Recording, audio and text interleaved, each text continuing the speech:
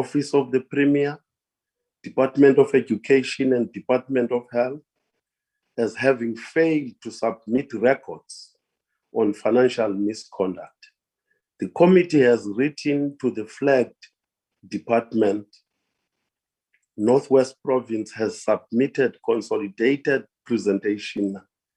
However, the State Security Agency has written a letter to my attention citing their reasons not to attend the meeting.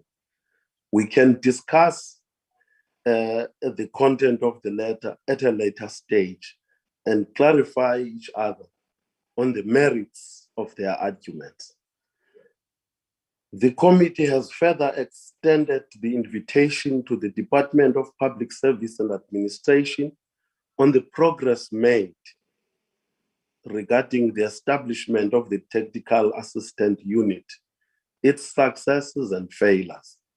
Lastly, we are going to adopt the committee report on the proposed bill by Honorable Kruger. Thank you very much, honorable members.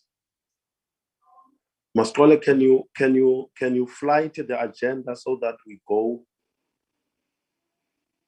to the next item on the agenda? Okay, Joseph.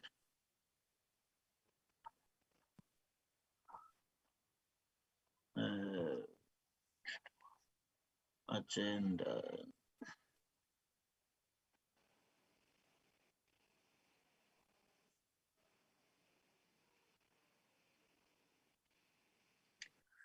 Okay, I'm putting it through now, Chair. Okay. Can you see it, Chair?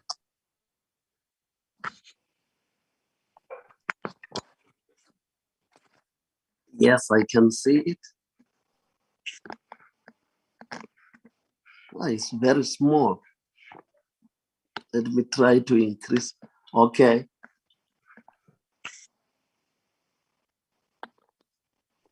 Yes, Chair, but in a nutshell, Chairperson, we will ask. Yeah, okay, we will ask the Northwest, isn't it? Yes, Chair. Yeah, briefing by the following department in the Northwest. But before that, I think let me afford the Honorable Premier an opportunity to make his opening remarks before the presentations are made. Honorable Premier Mohoro. Thank you very much, Honorable Chair and honorable members. I'm just trying to, yes.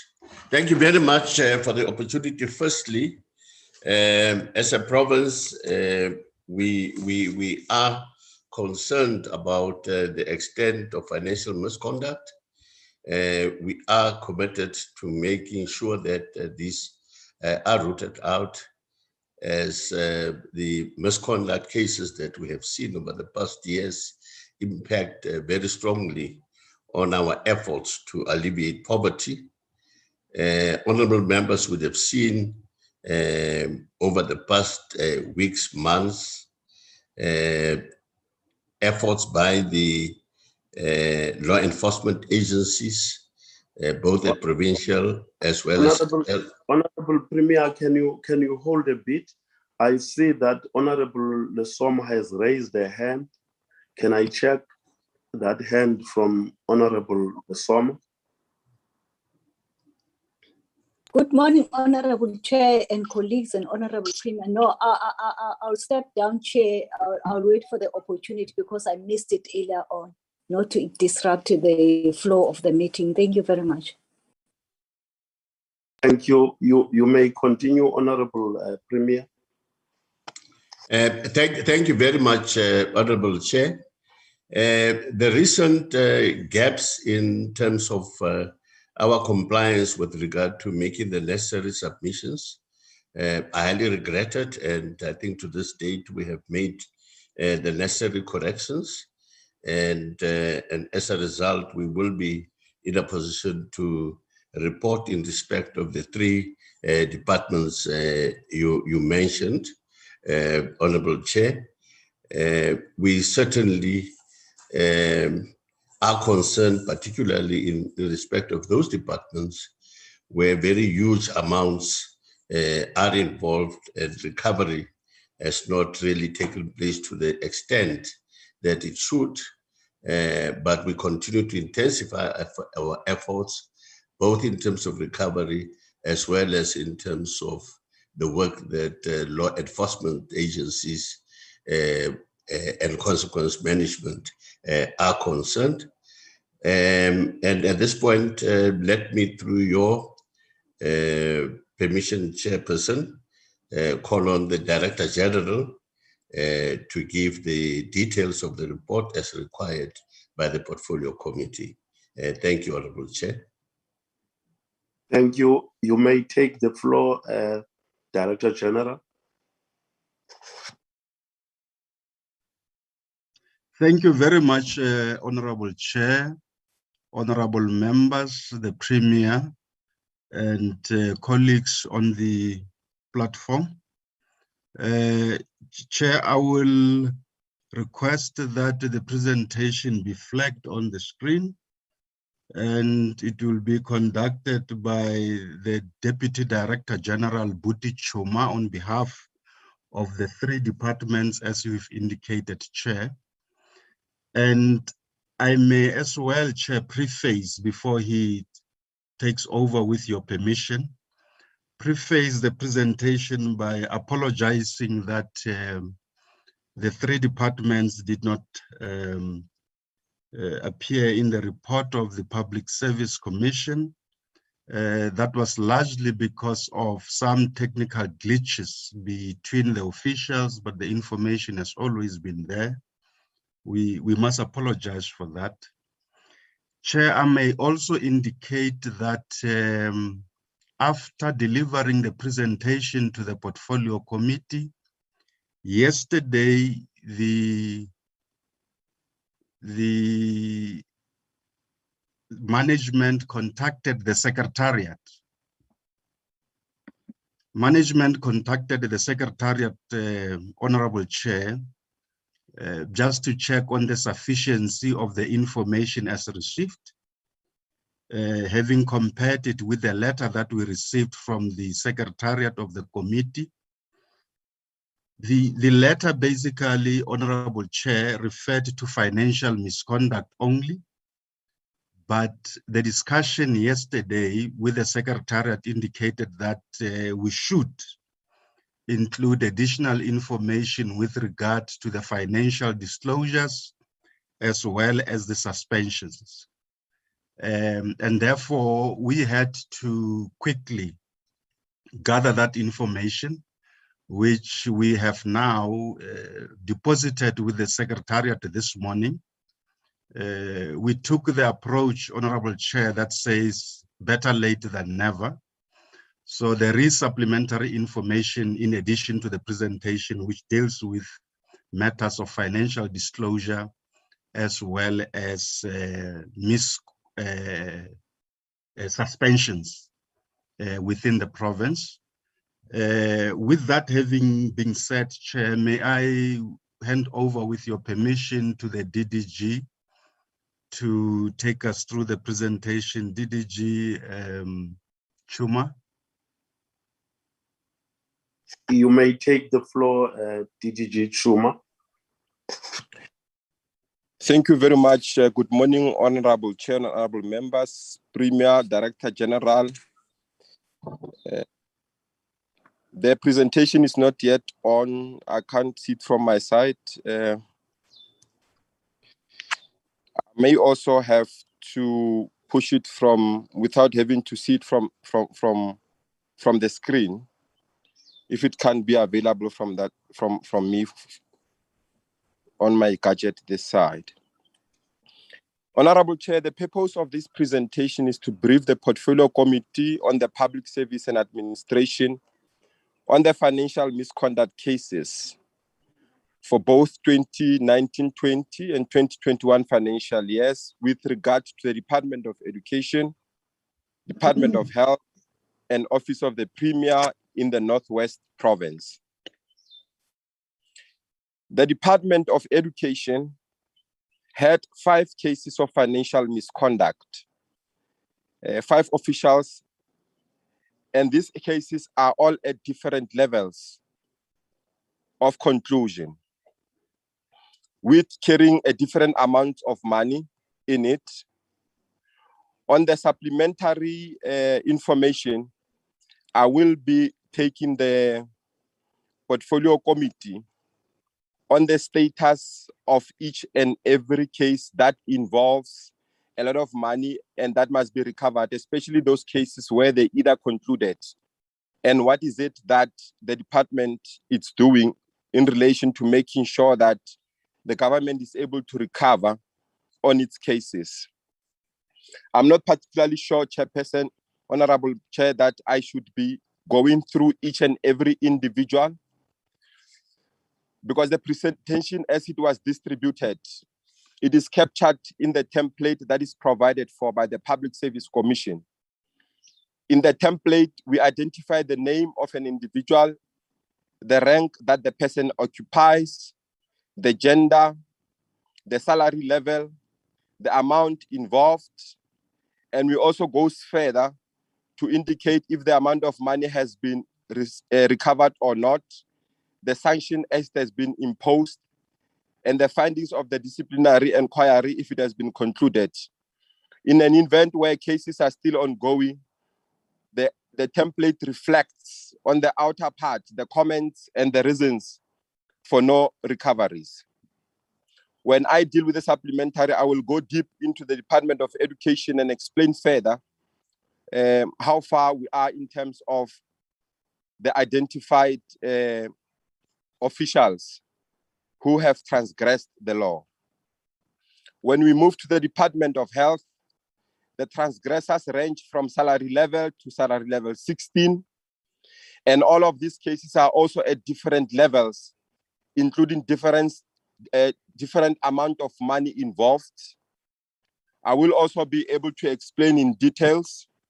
All the information contained on the presentation within the template also reflects what was the nature of the transgression. If a case has been concluded, what were the findings? And you would actually notice that in the Department of Health, the colleagues, the officials who are basically involved, there's 5, 6, 7, 8, 9, 10, 11 of them. Out of the 11 of them, we are able to report as it is that 3 of them have been found guilty, although the processes are at different level of interaction in terms of recouping the money, if any, and the others are still in process. Similarly, we'll also be able to do that. Most of the challenges that we have been experiencing across all these cases, you would realize that between the Department of Health and Education, most of the cases have actually been delayed in terms of conclusion, particularly because in certain instances, the chairperson of the hearing either pulls out at the time when the sitting has to occur. In certain instances, the transgressors are not available because of different reasons, but largely due to ill health as reported. In terms of the Office of the Premier, we had 2 cases, and both of the cases have been concluded. One official has been dismissed, and the other officials was found guilty and with 1 month suspension without pay and back at work. Now, if I have to go to the supplementary, through your permission, Chairperson, if it's allowed, just to give more details on the issues as they have as we intend to deal with them, especially on the issue of recovering the monies that are left behind for the states. The supplementary issues does not only get limited to the recoveries of the money in relation to the cases. They also involve the information on the financial disclosure frameworks. So in terms of the disclosures for the three departments, as it were, financial year 2019-20, the Department of Office of the Premier and the Department of Education and Health. Department of Office of the Premier 1920 reported 100% in terms of disclosures. So was the Department of Education. The Department of Health reported 96%. And the reason why the Department of Health reported 96% during the financial year in question was particularly because the officials who got appointed came late when the system already closed. But we, however, requested concession and it was granted. Therefore, in that financial year 2019-20, the Department of Health also reported 100%. Even if the statistics on the system shows 96%, it's at the time when the closure of the system happened, and then we would obviously go with what is within the system at that point in time. During the next financial year coming, all the departments, health, education, and Office of the Premier reported 100% in terms of the disclosures. In our discussion as management, we also deem it necessary to be able to explain that the department ensures that with the financial disclosures framework, we collaborate with Department of Public Service and Administration to provide the necessary training on workshops, targeting the ethics officers within provincial departments. For each year, before the commencement of the financial disclosure period, we do run across the province and raise awareness to all officials within provincial departments. And I think it's also important for us to mention that each and every provincial department has got an ethics officer that enables us to collaborate with them and make sure that the workshops on making SMS members familiar with the disclosure system takes place and the assistance happens as and when it's actually required with regard to that space. We have been experiencing some challenges, of course, in terms of disclosures with regard to middle management services level, but we are pushing closely to that because currently we are standing at 60% as such in terms of compliance. But this is largely due to the fact that most of the middle management services level, due to the incapacity to engage freely with the e-disclosure and also to assist in that respect, they have not come to the power for us to be able to record 100%, as it were. We still yet to see the outcome of the recent financial year because we have made great strides in ensuring that we increase our workshops and our interaction with middle management with middle managers so that we are able to register 100% of the outcomes in the current financial year. Coming back to the financial misconducts in relation to the Department of Education, Mr. Mitswamere, who was found guilty in terms of mismanagement of funds, close to 52,300 rands. He is currently paying back the amount of money as it has been deducted from his salary. We are expecting him to pay back full amount of money by the end of August 2021. In relation to Mr. Botlhoko JML, the case has been opened with Itsoseng Police Station. Case number is therefore provided for. in relation with the financial mismanagement amounting to 1,244,734 rand 48 cents.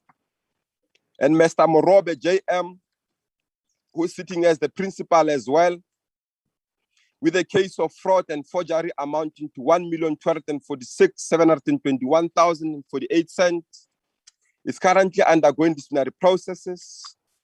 Ms. V. Ntlhatleng, as we have noted in the presentation on the slides, that the case has actually been dragging because she's been on a very long extended sick leave. However, she's now back at work and the proceedings has actually resumed in relation to that. Ms. Triple M Mujumi's case of financial mismanagement of 1,580,470 rand 56 cents. The investigation is still underway and hoping to be concluded as well as soon as possible. We had cases in the Department of Health. In the Department of Health cases, the former HOD, who was charged with fraud and financial mismanagement, amounting to the recovery of 30 million rand that was lost to Midiosa, is now in preservation of his pensions, and as such has been done by the special tribunal, and the case is before the SIU, the special investigating unit, to proceed and see how best it will go around in terms of recouping the amount of money owed to the state. In terms of the director capital planning, no recovery has been made as yet, as the arbitration is partially had.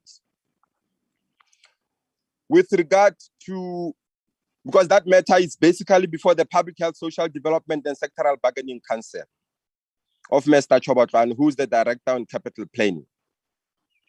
The Senior Provisioning and Administrative Officer, Ms. B. Mulamu, has been dismissed. However, she has lodged an appeal to the Executive Authority, and pending the outcomes of the review, arbitration, the department will decide on the recovery of the state monies. In conclusion, it's for us to note that the matter in relation to the Office of the Premier about NEPO, the matter is before the Directorate of Priority Crime Investigations, SAPS. The outcome of such will also be able to guide us in terms of the recoup of money that would be owed to the state. Honorable Chair, it's important for me to note that in an event wherein any department has not achieved 100% in financial disclosures, the Office of the Premier raises such matters with relevant accounting officers to take necessary actions, primarily to undertake a consequence management. Thank you very much, Honorable Chair. Thank you very much, Premier, and thank you very much, DG and members of the Portfolio Committee. That is the end of the presentation. Thank you. Thank you very much. I now open discussions by the committee. Those who want to make a contribution may do so by showing their hands on the platform. I see Honorable Kibi. Honorable Kibi. Yes, good morning, Honorable Chair. Good morning, honorable members and colleagues. Honorable Chair, excuse me for not showing my video. I'm totally not feeling well.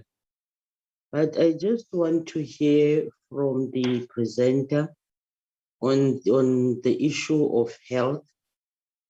I think what we heard here from the presenter is that there's a total amount incurred on financial misconduct. It's about 45 million, and that may not be recovered. Why and how? And also, on average, how long does the department take to complete disciplinary cases, considering the merits of each and every case? At least they need to know how long they would take, because we are concerned about cases that are dragging for too long. And also there is I want to know in total how many cases of financial misconduct did the department have in 2019-20 and 2021 financial years, of a total of 9 pending cases mentioned on slide 8. Chairperson, also with regards to employee who is facing 96 counts of financial misconduct and currently declared as medically disposed, was the official declared medically indisposed during the course of disciplinary proceedings, or is it something that happened prior the disciplinary process? Is the official also suspended with full pay or not? Because in most cases, people are being suspended with pay, whilst there is also somebody that is acting on their behalf and later on finding the department really losing a lot of money. My last one is, why does the department allow the cases to drag over for more than 90 days? Because cases are taking too long. And I thank you, Honorable Chair. Thank you, Honorable KB. Honorable Soma. Thank you very much, Honorable Chair and colleagues. Good morning once more, and Honorable Premier. Chair, allow me to start with the first issue that I initially raised my hand for, if I may do so. And of course, I'll be guided by you, but I'll raise it so that you can guide me. In your opening remarks, which were not necessary for discussions, but it must be recorded that I went and represent the portfolio committee at Malulega's funeral a few weeks back, because Parliament did pay for me for that traveling. So I thought I must just register it for record purposes. Secondly, Chair, may her soul rest in peace with her better half. Secondly, Chair, I think this one is a sheer omission from your side, but I'm not stealing the thunder from your side, is the new ministers and the DMs that have joined us. Which one is happy that they're not new in the space of public service and administration. As you acknowledge the DM, it's her first meeting with the portfolio committee. And I'm doing that on your behalf because I could notice that it's just a sheer oversight to emphasize that point. Having said that, Chair, may I then go to the subject matter of the day that we are not, Honorable Premier, piggybacking at your province, but we have promised ourselves that we'll ensure that there are fewer departments or provinces after we have highlighted them, informed by the AG's report and also public service report, that we are going to make them account and also monitor their progress in those areas that we believe that there has been maladministration that involves finances in particular. That's one, Chair. Two, on the same, which is B, on the same point, is that we would like at our best to do and to ensure that we assist the country and government not to recycle officials where they do the wrong on this side or any sphere of government. They get themselves probably local government from national government and so forth, but also even the poor performing senior management in particular, but informed by a robust departmental or sphere of government performance assessment. I think, Chair, on those three A and B and C points, for me, they will be very important for all of us to appreciate why we are doing that. That's what we are doing. Two, Chair, firstly is that in my two is that Honorable Kibi have covered me in terms of the 45 million. But also I will add that which I would like through the administration and through the submission of the province, through the office of the premier, that we get a sort of a helicopter view or a survey that informs us the standard and the appetite of paying the service providers within 30 days, in particular to those officials concerned, because you'll be surprised that maybe there's no relationship with the two. And that is a very serious issue for me, because we're killing this small companies that they take benefit through tenders from government, if we are not. But I'm saying, Chair, one would be very excited to see the patterns vis-a-vis the 45 million and payment of service providers. The third one, Chair, which I really appreciate, Chair, that the province also having observed that the letter that was written through your office didn't cover most of the things, but they took trouble to add some of the points that they thought that the committee would have of interest on it. We really appreciate that one, because we're not just looking within the box, but we're more around anything that involves financial misconduct, as it were, notwithstanding the information that we have received. And also we appreciate, Chair, which I'm sure all of us colleagues will agree, that we are being encouraged the naming and shame, which I'm sure it will deter other officials not to do so. Of course, the reports from Public Service Commission, it tends to be a public information, but having elevated it at this forum, I think even these officials, they will repent if there's still room to repent. Hopefully there is. The fourth point, Chair, I think it's coupled with the Honorable Kibi raised in terms of the 45M, that would like that project of paying back the unduly money that you benefited, you pay back to the state so that it can be used for proper bettering the lives of our people. The fifth one, Chair, my apology if I might be wrong, the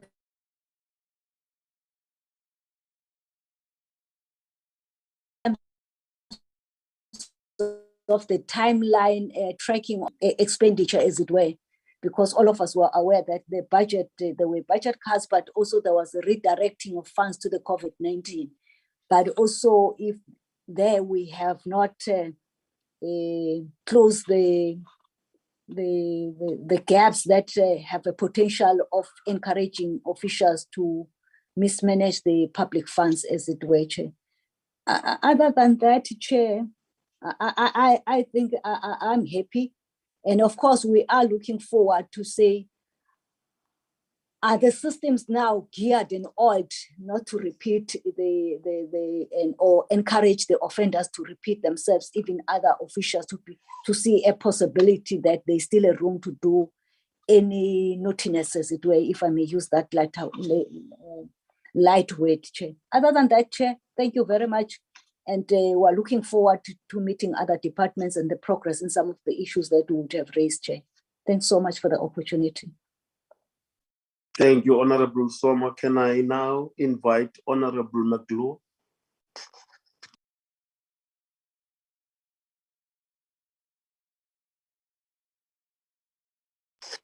Honorable McGlue. Yeah, thank you so much, Chairperson. Chairperson, you know, when it comes to the Northwest Province and issues of the Northwest Province, my heart really bleeds. My heart is bleeding because I'm coming from the Northwest Province. And we have seen a number of developments in the Northwest Province. We are now today faced with information on various disciplinary hearings. And it's also a very sad day for the community of the Northwest and also the country, that we are now also presented with some of these cases of the Premier's office, of which the Premier himself is not in good standing with his party and also under discipline. This is really a sad day for us. And pertaining to our report and also the developments and the constitutional duty of the Premier of the Northwest, one would like to see that he is rightfully so honor his constitutional duties. I'm saying this because when the Premier was under suspension, one of the decisions that has been taken is that the leader of business in government and the chief will give guidance as far as the operation is considered from his side. So I'm going to say later on what is presented, why I am saying this. And one of the core questions that I would like a specific response is from the Premier and these reports of the disciplinary hearings and cases is whether the factionalism within the Northwest Province has bear any effect on the departments.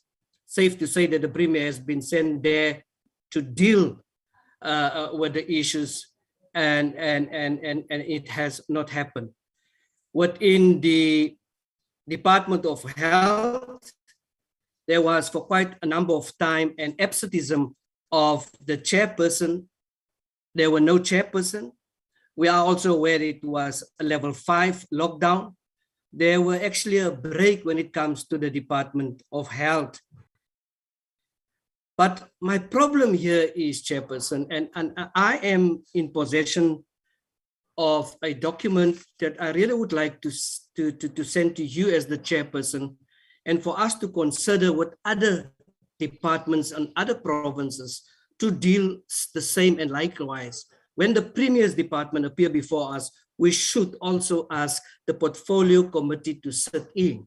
My problem that I'm facing, and you know, we are representing various political parties, and we are also sit in various study groups, co-joint study groups, national and provincial. And I want to say that there has been a report table on cases of disciplinary cases. And that report to the portfolio committee been tabled by the MEC, there is no correlation with what is presented to us here today. There is discrepancy, and I'm going to speak to it. And I really would like that we have answers on those. And I want to join Honorable Lisoma in the question of people that are being redeployed. If you look at this report, there is no consistency in this report. And there's also a complete a lack of progress. How is it that someone has been found guilty, 52,000 Rand, back in office, and they deduct money? And if you look at all the other cases, there is a dismissal. Money is money, whether it's a 10 Rand been stolen or whether 30 million Rand has been stolen. So the Premier's office really have to deal with that inconsistency. So there should have been some kind of a wish list or a bucket list saying that the portfolio or departments should act in this manner. I want to speak to a certain Mr. Bill Redlinghuys.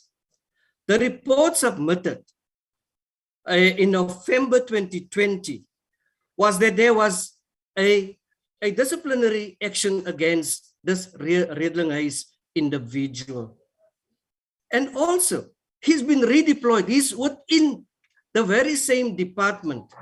But if you look at this report now here, there's no case where Redlinghuys has been disciplined. It rather says that the report is ongoing.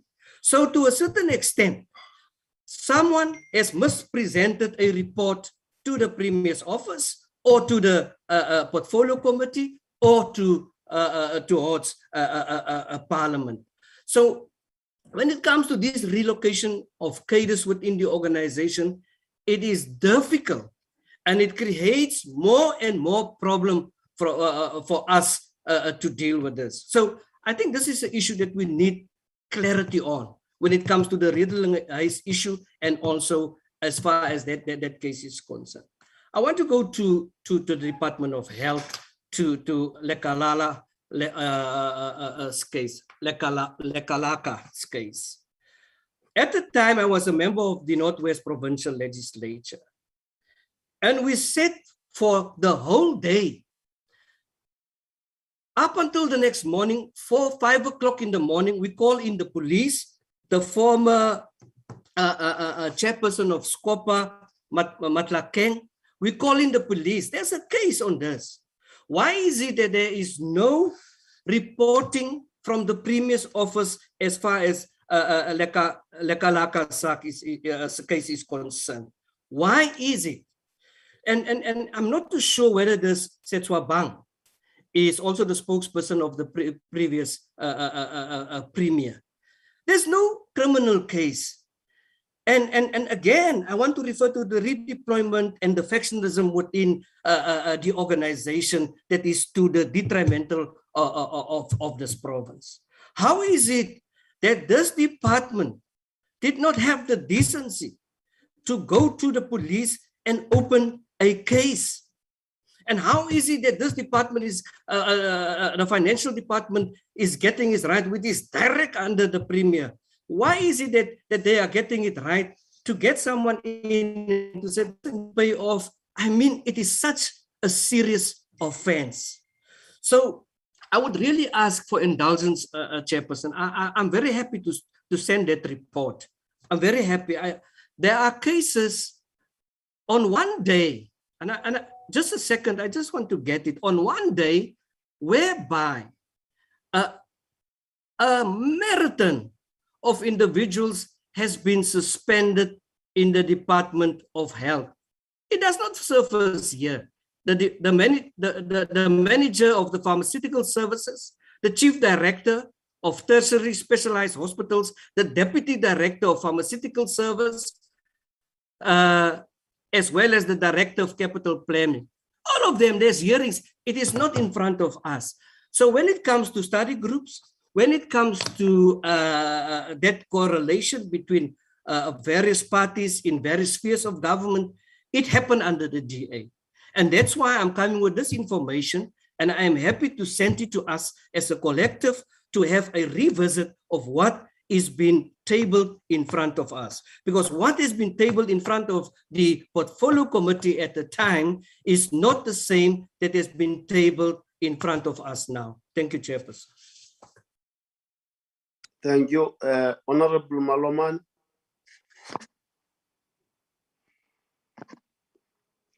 Honorable Maloman, take the floor.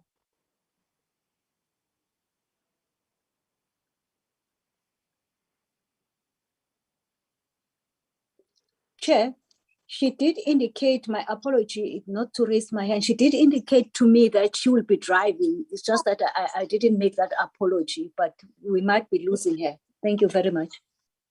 Okay.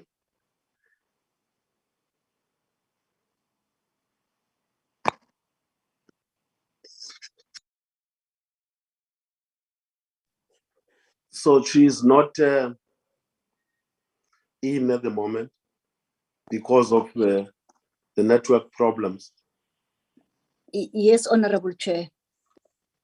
Okay, so we will skip that question from her.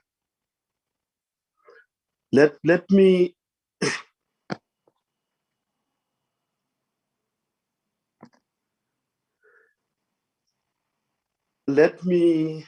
officially. Sorry, Chair.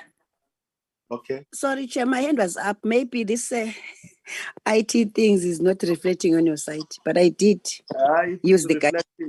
It is reflecting. You have not raised the hand, but anyway, take the floor. Take the floor. Thank you, Chairperson. I'm sorry, Chair. On my side, the hand is there, but I'm sorry if it's not reflecting on your side. Safe to say, Chairperson,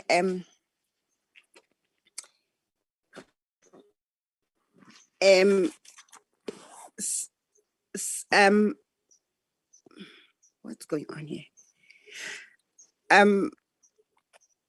Most of the questions that I've jotted out down here has been covered, but I wanted to put a rider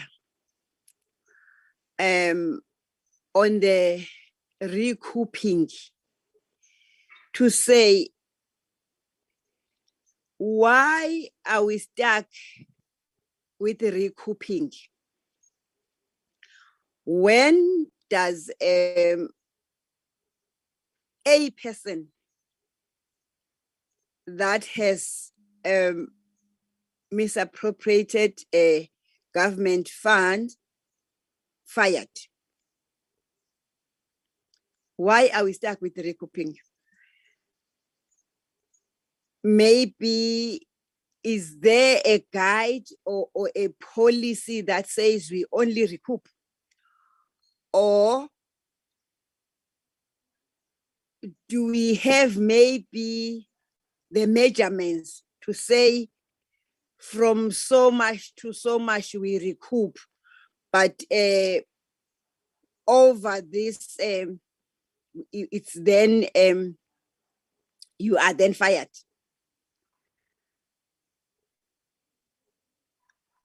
The suspension, yes, that one was covered by Honorable Gibi. But again, in terms of prolonging cases, what guides the departments when a case has been lodged? What is the deadline? What guides the department? Is it just a hallelujah thing? It can take as long as it can. Is there any policy that guides us? It guides the departments in terms of a law case, to say, here is the case, within such a time this should be done, and within such a time this should be done. Because for me, this thing of prolonging cases is also disrupting the work of government. A person is suspended, the case is taking a hallelujah, yes, and the person is being paid. One other thing, I think Comrade Kibi covered me on that one, to say, one other thing, what is it that is pushing the departments or pushing government to pay a person that is suspended on such a case? Or it's the constitution that says you are, up until you're proven guilty? Chairperson, I'll be as short as that. Oh, okay. The last one is the vetting. Can I check if really department do vet employees whenever there is a post? Because I think that one can also assist on what Comrade Honorable Lesoma has alluded to earlier on, the recycling of employees, to say, if you were vetted, it will pop up to say you are the one who has messed in other departments. Now we are coming this side. Now what mechanism is done? Do they undergo any vetting before employing somebody fully. Thank you, Chairperson. Thank you, Honorable Honorable Nduli. Let me, first of all, thank the whip of our committee, Honorable Soma, for making sure that we do acknowledge the new members of the committee in the form of the minister and the deputy minister. I want to now add to that to officially welcome the deputy minister who's here with us today, Deputy Minister of Public Service and Administration, Honorable Dr. Chana Majake Pilar. Welcome, Deputy Minister.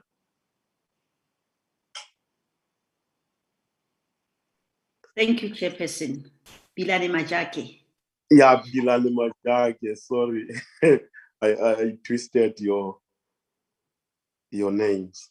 Welcome. It was just an oversight. It was not deliberate.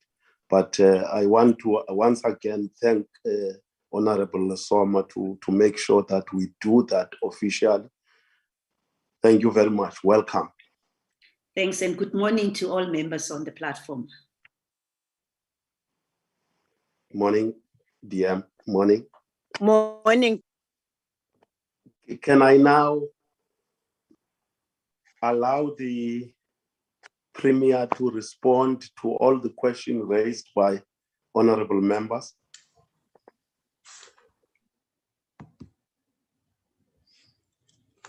Thank you very much, Honorable Chair. And let me deal with the question regarding recycling of officials.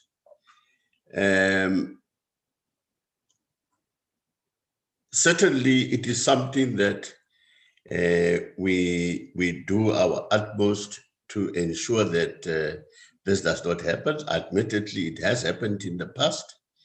And I will just urge the DG to ensure that any further recycling that might be happening should be treated accordingly. But in terms of our monthly and quarterly reports, these matters must be reflected. And payment of service providers is a matter that we report on a monthly basis.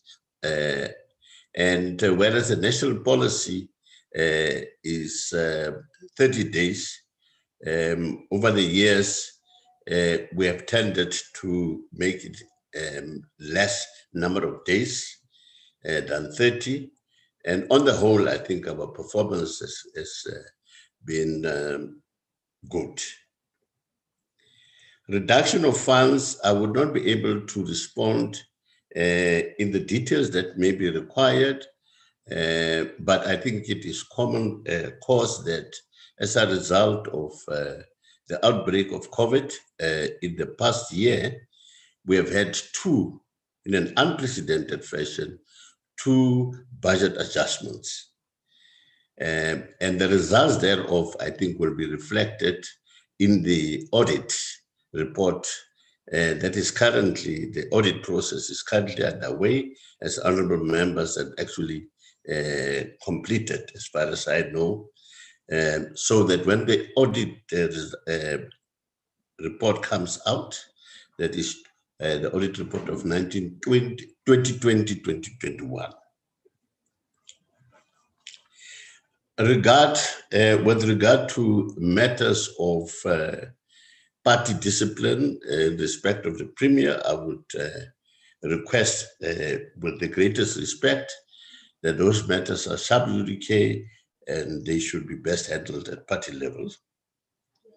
It was not clear what the honorable member was referring to with regard to constitutional duties, but it is a matter that certainly is recognized. It is inconceivable to see and expect any official, political or administrative, especially political, not complying with constitutional duties. The question of the chairperson of Department of Health, I think it is noted, and the legislative arm of government of the state is dealing with that matter. The question of disciplinary cases, there being no correlation, I would, with respect, Honorable Chair, at the appropriate time, request the DG to respond to that there is no consistency. Some are paid, some are allowed to pay back, and others are actually dismissed. And as I respond to these matters, I think it would be useful just to find out what arrangements there have been between the DG and the administrator in respect of Section 100, because the reality is the accounting officer is still the administrator, and there are a number of the issues here which would be helpfully clarified further in addition to what I'm saying, but I'm sure the DG would also help us out. The question of riddling haze is a matter that has been raised by the honorable member, and I would ask the DG to respond to that.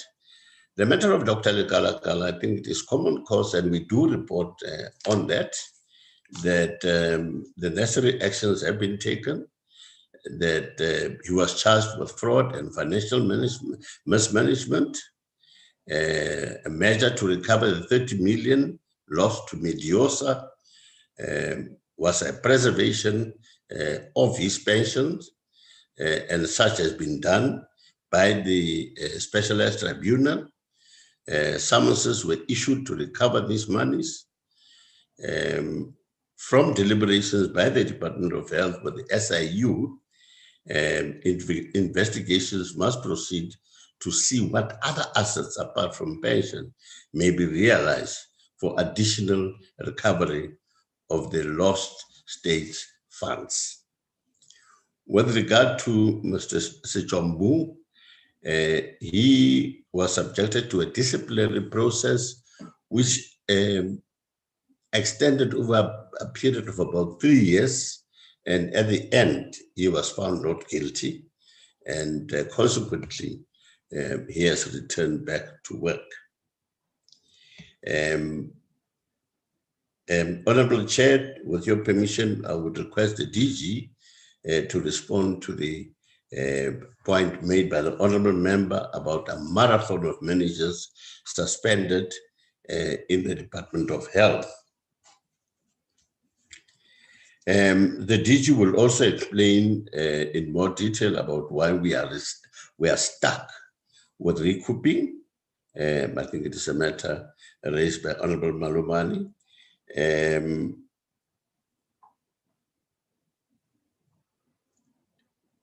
The prolonged cases, and I think a case in point is that of Mrs. Jambu, which has taken for a period of about 3 years.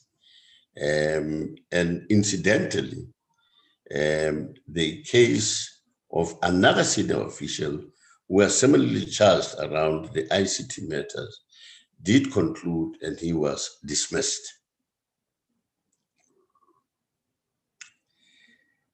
The question of payment during suspension, I think it's a legal matter. It's a matter that relates to both the Constitution as well as Labor Relations Act, but it would be useful for the DG also to respond to that. The vetting process, Honorable Chair, has become more and more robust based on the experiences that we have had in the past. And in this vetting process, the recycling of officials is also handled very, very effectively. I think these are the questions and comments that I'm able to respond to. And with your permission, if we could ask the DG to fill in the gaps, Honorable Chair. Thank you, Honorable Premier. The DG may take the floor, please. Thank you very much, Honorable Chairperson and honorable members. Chair, I think where the presentation did not meet the expectation of the members, that must be understood within the context of the letter as received from the committee, Honorable Chair, that the presentation focused on financial misconducts, and therefore we followed the process and format as prescribed by the Public Service Commission. And that which is not in the report would be influenced by the initial understanding of the letter from the Portfolio Committee. And that is why we had then taken the trouble, after discussing with the Secretariat, of supplying supplementary information to plug the gaps which are in the report. So to the extent that the report is limited, it is because of the format that we adopted, that we needed to present on financial misconduct. And will improve moving forward, Honorable Chair, to make sure that there is effective communication between ourselves and the Secretariat, and where need to be with the Chairperson, to make sure that the presentation meets the expectations of the committee in future. Chair, let me deal with the issue of recovery. Recovery happens on the basis of having to go to court. And very frequently, the recoveries involves an employee and a third party. Let us assume it was a supply chain management issue where somebody is overpaid or was granted a tender which was not supposed to be granted to that particular person. The department goes to court, or if the SIU was engaged, the SIU would refer the matter to the tribunal. And once that process has kickstarted, Chair, it is then outside the boundary of the accounting officer, because then it involves the judges and magistrates within the judiciary. And therefore that process, the longer it takes in accordance with its own procedures, Chair, would be beyond the control of the accounting officers. And that's solely the reason why it takes longer, because then it has to follow the judicial process, which is beyond accounting officers. I can assure honorable members, Honorable Chair, where financial misconduct is involved, the AG will also pick up that financial misconduct either as irregular expenditure or wasteful expenditure. That's how they classify it from the audit point of view. And that amount would remain in the annual report and financial statements of the department until a satisfactory explanation is made on the recovery. So it's not lost to government. AG wants to convince himself that everything possible in the planet is done by accounting officers and departments to recover the amounts that are recorded as irregular or wasteful expenditure. So those are the mechanisms, Honorable Chair, that can give comfort to honorable members that it is not only this presentation that we make to you and everybody's out of the hook. No, it isn't. Processes do follow in terms of recovery with the audit process, as well as the annual reports of departments. And the PFMA and Treasury regulations are very clear on what needs to happen to what is classified as irregular or wasteful or fruitless expenditure. Chair, the other issue that is raised by members is why is it taking long for departments to finalize disciplinary cases? Now, once again, Chair, once a presiding officer and a prosecutor, let me put it that way, have been appointed, it is also another process which is beyond the accounting officer. Because all the accounting officer can do is to remind and make follow-ups so that people must speed up the cases. But the process happens outside the control of the accounting officer, in the sense that once the accounting officer gets too much involved in the matter, it may compromise the case itself, because principles of fairness, of equity comes into play in disciplinary hearings. And I think a typical case has been mentioned in the presentation, where somebody during the course of the disciplinary proceedings gets ill for some unreasonable period of time. Everybody's hands gets tied because the process cannot be completed. But we remain worried as well, Honorable Chair, about these delays. And in our discussions in the Office of the Premier, we've said we must put back on the table creating capacity for the provincial administration to have people specifically designated to deal with this matter, so that we don't appoint people outside the departments. We're looking into that issue, Chair, and hopefully that would make a positive impact in terms of the turnaround time of completing disciplinary proceedings within a short space of time. Chair, I think the Premier has dealt with the issue of the suspension. When it happens, it has to be with pay. But I must also report, Honorable Chair, that in June, at a meeting of all the HODs, which sits on a monthly basis, we took a decision that once the disciplinary proceedings have started, HODs must consider recalling those people back to work, because we expect at that time the investigation has been completed, evidence has been secured, and therefore those people must come back to work. If they cannot work at their previous positions, they must be put in the meantime in other positions where they can be gainfully used by the department. Of course, each case will depend on its own merits, Honorable Chair, because we need also to be sensitive to the perception of the public. Just to give an example, if somebody has been accused of stealing 2 million and be suspended for 60 days and is back on duty, you know, perception can easily be created that government is condoning corruption. So we need to be sensitive to its case when we take that decision of taking people back from suspension so that they can be gainfully employed. Honorable Chair, the issue of suspensions happens at not suspension, sorry, vetting happens at 2 levels. On appointment, or criminal records, those kinds of things.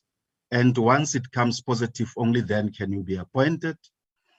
But for senior management, there is another second level that is employed to vet you through the SSA to make sure that we have a 360 degrees knowledge of whether you can be trusted to remain on the employ, what are the vulnerabilities that you may have in terms of your conduct and so forth, so that we know what you can access and you may not access in the public service. So there is a policy on that, it's being implemented.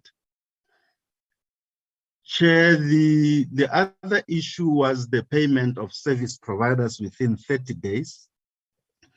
Whilst we endeavor to do our best in this regard, Chair, most of the time, the invoices that are submitted to government are not genuine from service providers.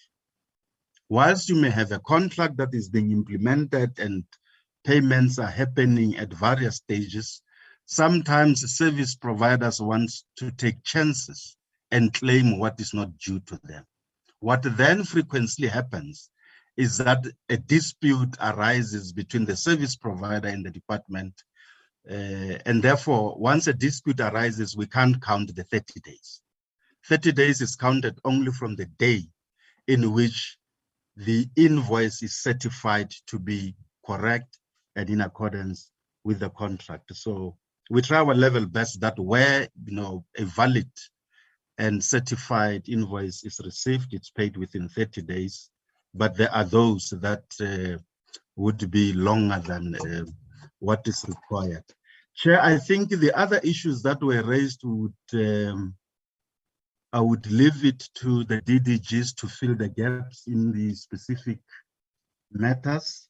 But as a province, we have many matters I can record, Honorable Chair, and we may want to do another supplementary report to you where we supply you with criminal cases that have been opened with the subs, as well as case numbers where we are in court.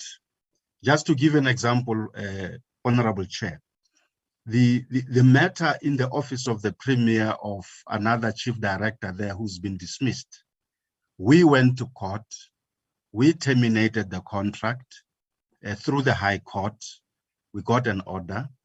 The company that is involved has appealed to the Supreme Court of Appeal.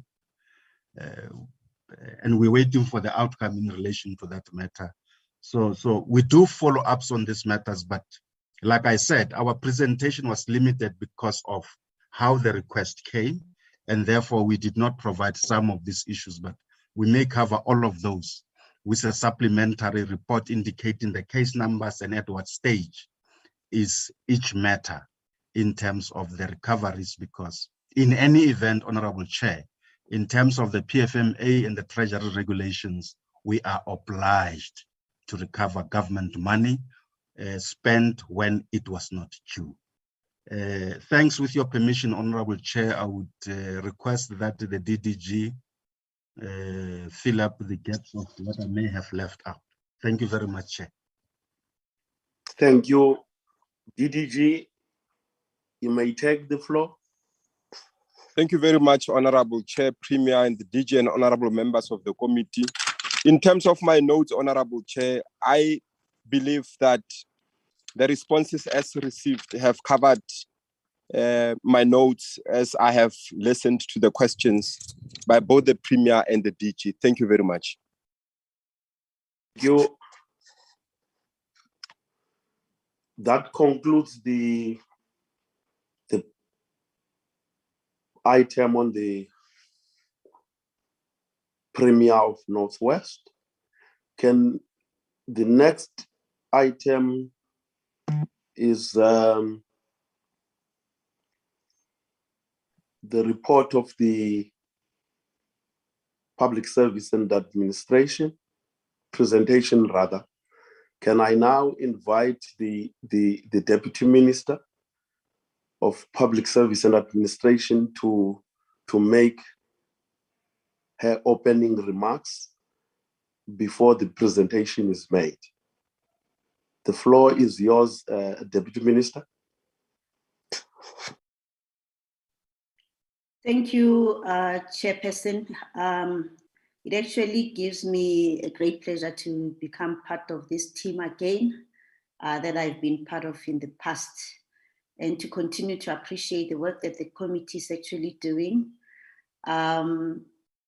Basically, I'm not going to be saying a lot. What I just want to do is just to introduce the subject of discussion today, and I will then hand over to Dr. Fatmak to actually make a presentation to this committee, and to say good morning again to all members on the platform. Good morning to the Premier, and good morning to all officials. The DG of the department has actually requested me to submit her apology. She has a meeting with Treasury at 11 o'clock. She was on the platform earlier, but she has just left to go and join the meeting that she's supposed to have with Treasury. So this morning, from the Department of Public Service and Administration, we will be briefing you on the progress made on the establishment of the Public Service Administration Ethics, Integrity and Disciplinary Technical Assistance Unit. May I then hand over to Dr. Vermaak to present to the committee. Thank you, Chairperson. Thank you, Diam. You may take the floor. Thank you. Thanks, Honourable Chair, Honourable Deputy Minister and other high-ranking officials, all protocols observed. Chairperson, do you see my presentation on the screen? Yes, I can see it, and I suppose if I see it, all other members can see it as well, but I can see it on my side. Thank you, sir. So, sir, let me then start to brief the Portfolio Committee. I've been asked to provide inputs on the progress made on the establishment of the Public Administration Ethics, Integrity and Disciplinary Technical Assistance Unit, which I will just refer to as the unit, and then its success since being operational. The overview of my presentation, I will focus on the progress made as requested, the successes then since being operational. This is now the past year, the challenges, and then major focus areas or plans that we have until 2024.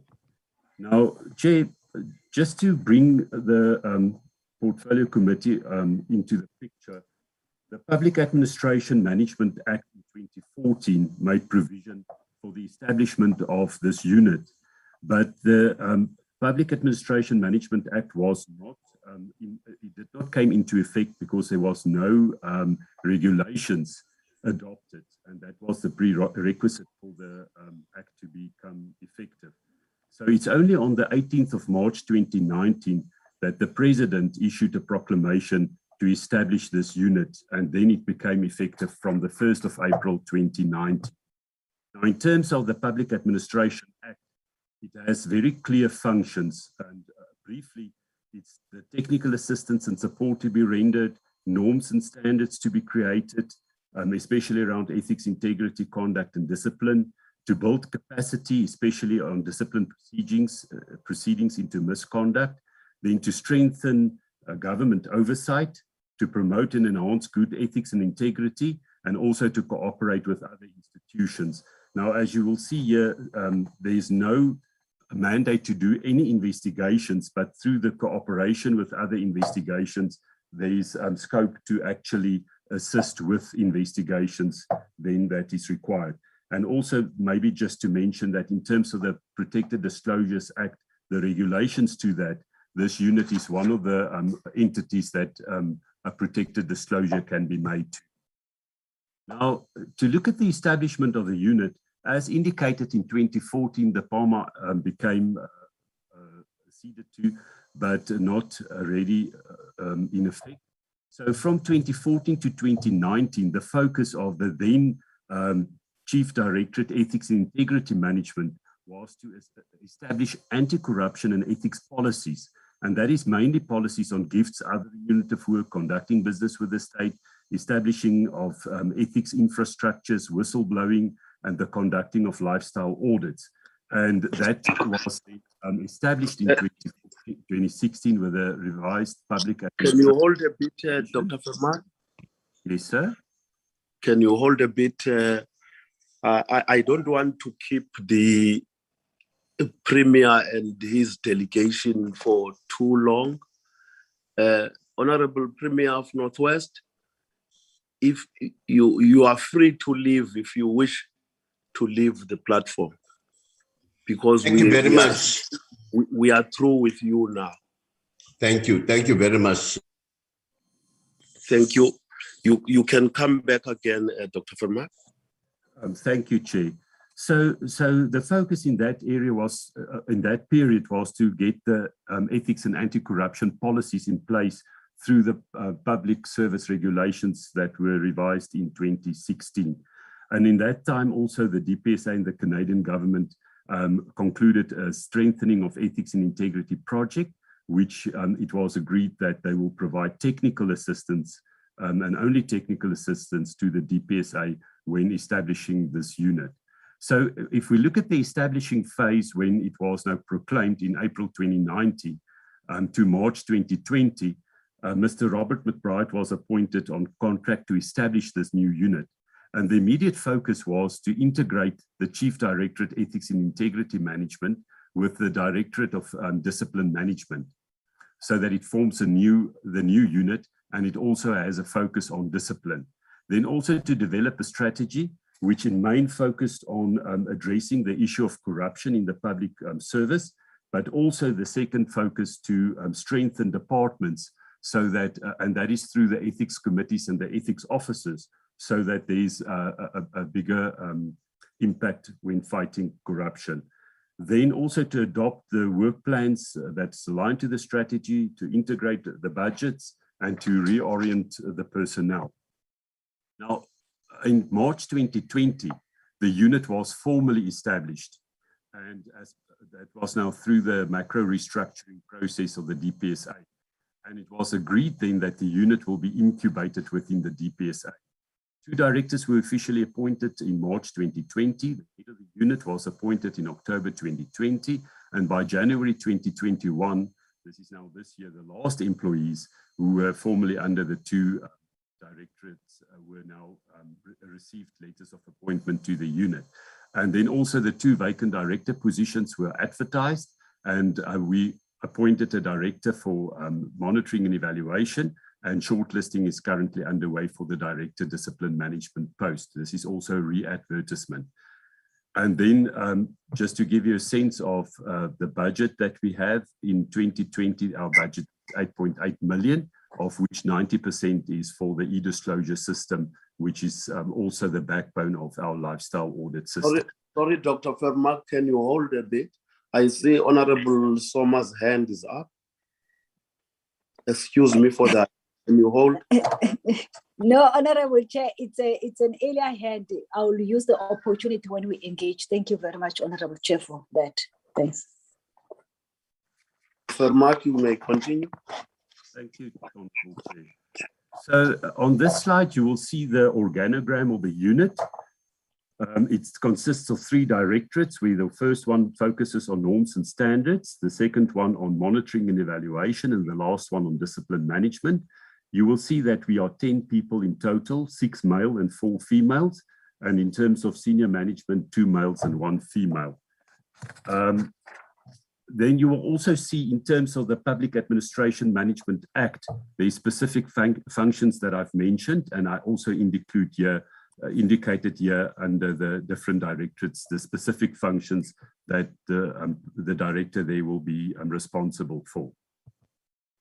So in terms of the unit's plan and targets, it's aligned to the 2019-2024 MTSF Priority 1 target, a capable, ethical and developmental state, and also the priority identified by the Minister for the Public Service and Administration as the fight against corruption intensified.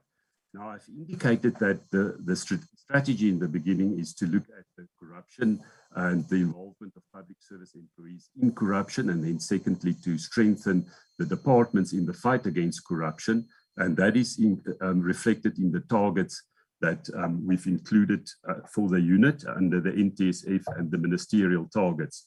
You will see the first one is to a program to institutionalize professional code of ethics in the public administration, where we work very close with the National School of Government. Then the issue of lifestyle audits, and then the resolution of reported incidents of corruption in the government. Now, in this sense, because the unit does not have an investigative mandate, the unit provides support to the law enforcement agencies who do have the mandate, and we assist them by identifying the public service individuals in those cases, and also then to monitor if those cases, then if it's a criminal case, if there's also then a disciplinary case opened at the departments to follow up on that. And then also the last one is to ensure the functionality of the ethics structures, and that is now the ethics officers and the ethics committees, so that we can strengthen departments to fight corruption and also to build ethics and integrity. The key strategic priorities for the unit is based on what I've indicated, and there we have a database on public service employees appointed as board members to entities compiled, and we monitor that. We support the implementation of lifestyle audits in the public service, which commenced from the beginning of this financial year. We conduct analysis on the adherence of designated employees to the financial disclosure framework. And then also we have a program to improve the management of discipline within the public service, and to refer then reported corruption cases to SAPS and to monitor from a discipline management perspective. Now, Honourable Chair, to come to the successes over the last year, the first area that I want to highlight is the area where we focused on fighting corruption, and especially public servants involved in corruption. And I indicated that we do not have a mandate to investigate, but we look and focus on strengthening oversight and also to cooperate with those institutions that do have a mandate to investigate. And as I indicated, we adopted policies between 2014 to 2019. One of that was public service employees involved in doing business with the state. So via the Fusion Centre, which is a centre that resorts under the anti-corruption task team that involves a number of agencies like the Financial Intelligence Centre, the National Prosecuting Authority, SAPS, and so they actively look at targeted cases reported so that it can be addressed in a collaborative way. And through the Fusion Centre, then this unit supports the SIU, the FIC, AG, I can indicate, and also SASA in the ongoing investigations into criminal activities that involves public service employees, especially then in PPE, UIF, and SRD grants. And what the unit does is we verify the appointments of these individuals to make sure that they are public service employees, because the parcel is not always updated. And because of that, we don't always know if the people then identified are actually public service employees or not. We received some a name list of 10,100 employees involved in UIF and SRD grants fraud that we are looking at. It's about 120 departments. And what we do is now to liaise with those departments to indicate to them these are the people that's involved, and to make sure that there's then disciplinary steps taken whilst there's the corruption charges investigated. And then also to indicate in September 2020, we identified 490 public service employees conducting business with the state, and we handed the name list to departments, the SAPS and also the NPA to take further action. 17 priority cases were identified by the SAPS for investigation, and the NPA enrolled one case now in court. This will be the first case for the crime that's the newly formulated crime of conducting business with the state, as is mentioned in the Public Service Act, in the Public Administration Management Act. And I can indicate that when we started, there was almost 10,000 public service employees. It's now down from 490 in September 2020. It's dropped to 96 in June 2021, when we confirmed the information on the central supplier database with the data that we have on parcel. And what we've noticed is that most people, they also corrupt people always have a backdoor to look at how they can change the scenery for their own benefit. And we found now that most of the people move to target loopholes in the beneficial ownership part, where they then either do criminality through the name of a family member or a spouse or so. And that is something that we are looking at now. Then also to indicate that the unit is actively sharing information with the AGSA, especially to support the reviewed mandate. And this is especially regarding the employees conducting business with the state and employees performing other remunerative work, and also on discipline management. We also received a number of reports made to the Minister for the Public Service and Administration involving corruption and so. And then we referred 10 cases to the Public Service Commission for investigation, which include alleged corruption, irregular, fruitless and wasteful expenditure, nepotism, and also where some departments do not follow HR processes. We also referred 3 corruption cases or alleged corruption cases to the DPCI for investigation, and also 1 case to the AGSA. And all of these cases are still under investigation, and we follow up on a monthly basis to assess progress. The second part of the successes is where we did not look at the corruption area, but where we tried to look at norms and standards, values to bring back professionalization to the departments. And we do that through strengthening the internal mechanisms to deal with ethics and corruption. And that is where we provide technical assistance.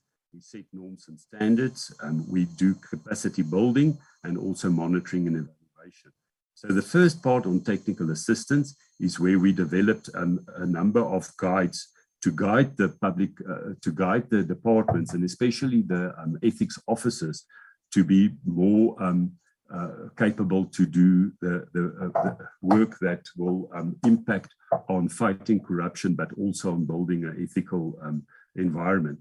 One of that guides were the guide to manage other remunerative work in the public service, to make sure that people don't use the process to do business with the state, to procedure to access and use the e-disclosure system, a guide on managing lifestyle audits in the public service, a guide on managing discipline in the public service, and then a directive on further categories of employees in the public service to disclose their financial interests. So this directive was important so that we can get more people on the e-disclosure system to disclose their financial interests. And then we also provided inputs to the public administration management regulations, especially to address lifestyle audits. To build capacity, the unit held continuous awareness sessions on the code of conduct and the guides that we developed, and also the directives and determinations, and especially focusing on the ethics committees, and also to address issues where there's still no clarity around other remunerative work, e-disclosure, or employees conducting business with the state. In terms of lifestyle audits, 42 ethics officers were trained from the 3rd to the 4th of May this year on the risk-based verification of financial disclosures.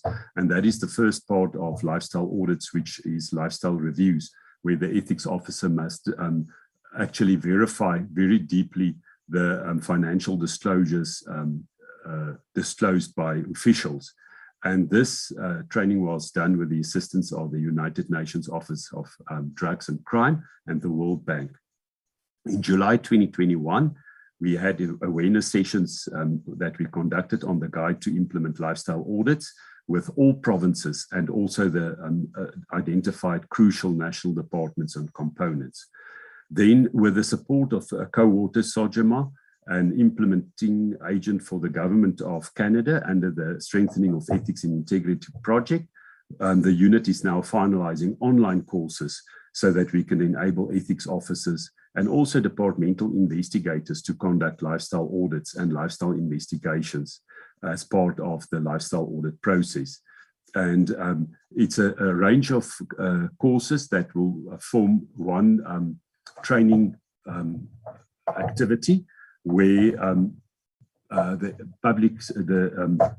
ethics officers can access that on an online basis, and then also refer regularly back to that so that they can keep on retraining themselves. The rollout is next week Friday is the first course, and thereafter we will start rolling it out to the rest of the ethics officers as well. Then also we conducted a number of ethics officer forums, of which we will also have next month under the Public Service Month, a special dedicated ethics officer forum, where we will also look at discipline management specifically, but also on lifestyle audits and conflicts of interest. I can also mention that in 2020, we trained 204 public service employees in an accredited PACITA course for presiding officers, chairpersons, and initiators to also assist with the capacity building of departments to then have capacity for discipline management in the respective departments. This was facilitated by the human resources in the DPSA, and we plan a similar intervention this year. Then also I can indicate that we are developing training programs around the guide on discipline management so that we can strengthen discipline management, especially looking at precautionary suspensions, and also to address the cost of precautionary suspensions and unnecessary discipline management action. We also look at monitoring and evaluation, as I've indicated, especially to identify trends and also to determine whether there's technical assistance required. And this we do on a monthly basis. Although we look at it on a monthly basis, we produce 4 oversight reports at the end of the year, so that we have a compendium of activities for the past year, which we can then use to determine strategies to intervene in terms of technical assistance for the next year. The first one is the statistical report on conducting business with the state, where we monitor monthly whether there's an increase or a decrease, and then involve the departments where we see that there's challenges. The second one is where we look at the implementation of the Directive of Other Remunerative Work, to monitor if those employees are receiving permission to do other remunerative work, if they got approval, and then attach that to the e-disclosure system when disclosing that, and also to confirm that those employees are not actually conducting business with the state. We also have a report regarding compliance with the financial disclosure framework, to make sure that there's compliance of SMS members, but also other categories with the e-disclosure system. And in 2020, the disclosure rate for SMS members in total for national and provincial departments was 98%, and MMS members 60%. This is also one of the areas that we will focus on to improve, because 60% is not enough, but we do have a strategy in place to address the improvement of MMS. Then this last report that we have as a yearly report is the annual discipline management report, and I thought to share with the portfolio committee in Q3 of last year, 2020-2021, the DPSA embarked on a project where we had discussions, the minister had discussions, one-on-one discussions with those ministers and provinces who had long overdue suspensions. And that was followed up by workshops from the DPSA with those departments and provinces, and also followed up by the DG, who addressed in provinces and specifically then singled out discipline management as one of the topics to address. And we found in our analysis then that as a result of the intervention in Q3, there was a decrease in suspensions and the cost of precautionary suspensions, as well as an improvement in the capturing of cases on Parcel. At the end of March 2021, we found that provinces finalized 78% of their backlogs. You can see on the screen that In Q1, it was 1%, and that increased to 78%. The national department's costs for precautionary suspensions also stabilized around 20 million per quarter, and the cost for precautionary suspensions in provinces decreased to a new low level, which is almost 25 million less than what the year started with. Q1, it was 87 million compared to 62 million in Q4. With the support of the unit, the two provinces that had the most precautionary suspensions also reduced their backlogs, where the Free State reduced their costs from 12 million in Q3 to 6 million in Q4, and KwaZulu-Natal managed to reduce its cost from a high of 92 million in Q3 to 21 million in Q4. The unit also, on a monthly basis, monitor compliance to the following: the newly established database of public service employees sitting on boards of state-owned entities, to monitor against existing databases to assess if these employees are not conducting business with the state in a private capacity. Chair, then apart from the work that the unit is responsible for in terms of the Public Administration Management Act, we are also a member of the Anti-Corruption Task Team, and there we have certain responsibilities, and the most prominent one, apart from building capacity that we do and work that we normally do per day, we also coordinate international work, especially that required for international anti-corruption instruments and conventions, such as the OECD, the United Nations Convention Against Corruption, G20 and BRICS. And what we do there is to coordinate country inputs, participation in international peer review assessments, assessing policies for shortcomings, and to address findings made during peer review assessments for South Africa. In June this year, the unit supported the United Nations Special Session on Corruption and coordinated participation in two events. The one called Enforcement is the Key, and the other one, Global Law Enforcement Response to Corruption during COVID-19. So we are also arranging international youth arts competition and the BRICS to raise awareness amongst the youth on corruption. Then also we play a role in to support the National Anti-Corruption Strategy, where we represented on the steering committee, and we are, as a part of the group, responsible for contribution towards the implementation of the strategy as per the implementation plan. And this is especially regarding whistleblowing and the implementation of lifestyle audits. I'm nearing conclusion, Chair. The challenges that I can indicate is that the completion of the macro restructuring of the DPSA took a bit longer than expected, and that also impacted on the establishment of the unit. And the proposed structure of the unit was not approved by National Treasury, and due to further budget cuts, the posts of the unit were also terminated. Although we filled the remaining posts, and we left with still two more positions to fill, the Director Discipline Management and Deputy Director Monitoring and Evaluation. In total, we will fill 12 posts for this unit. Then we also had a challenge with poor information management, especially where departments do not capture data on parcel, where we have to double check information captured also to see if those information reflects the truth.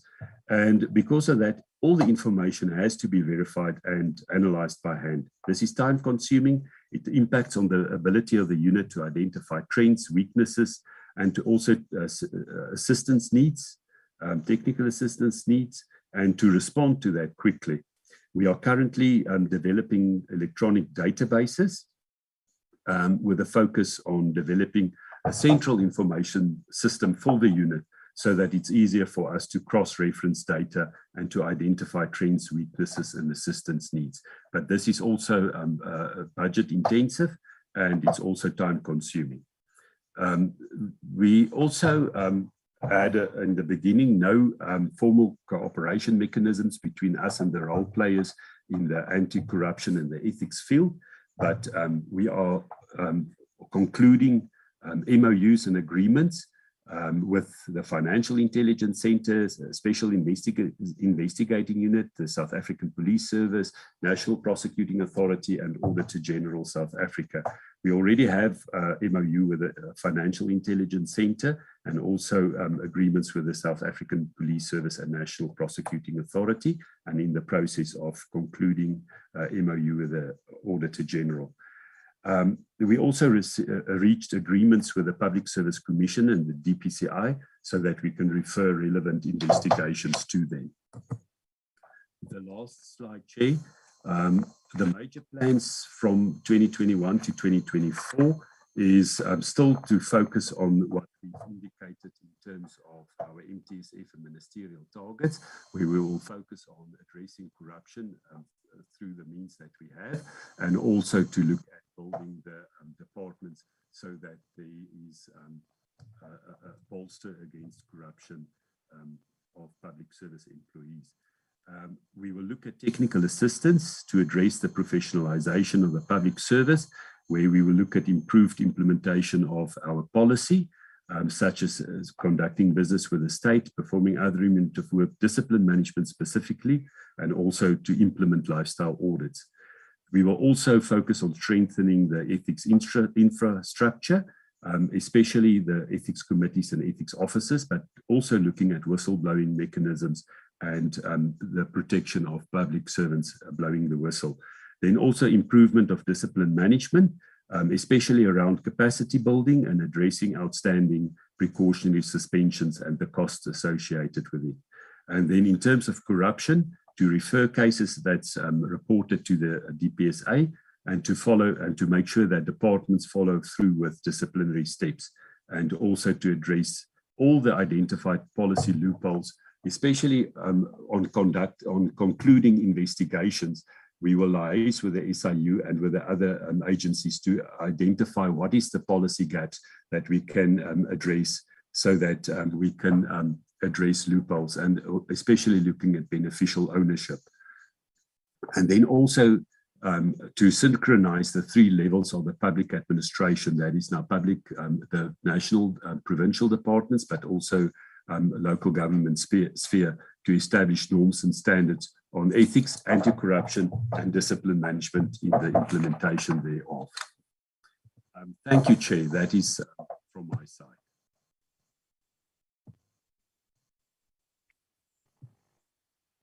Thank you. May you remove now the... Okay, thank you very much. Honorable members, the presentation is now open for discussion. Can members who want to make a contribution do so by show of hands in the platform?